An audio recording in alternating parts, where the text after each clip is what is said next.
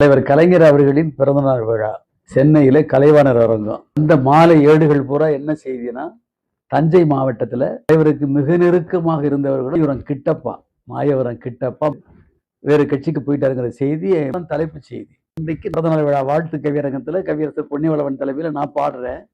வாழ்த்துக்கும் உதவிக்கும் வரவேற்பு பதவிக்கும் வாழ்பிடி தலைவர்க்கும் வயிற்றினை நிரப்பிட வழிமாறி பகைவன்கால் வருடி கிடப்பவர்க்கும் கீழ்த்தனம் கொண்டுங்கு காட்டிக் கொடுப்போர்க்கும் கேடு நினைப்பவர்க்கும் கிட்டப்பன் இல்லை நான் எட்டப்பன் என்றோடி கலைமாறி தாழ்வினோர்க்கும் காழ்ப்பினு கஞ்சாத கவிஞன் நான் சொல்கிறேன் கடல் அலை ஓய்வதில்லை கலைஞரின் கணுக்கால் மயிர் கூட உங்களின் கடைபட்டு சாய்வதில்லை வீழ்த்த நினைத்தெங்க ஓடுகின்றீர்களா வீணரை அறிக ஒன்று அவன் வெற்றி சரித்திரம் பொன்னேட்டில் பதிவாகி வெகுகாலம் ஆனது என்று பாடிய போது தலைவர் அமைதியாக புன்னகையோடு என்னை வாழ்த்தினார்.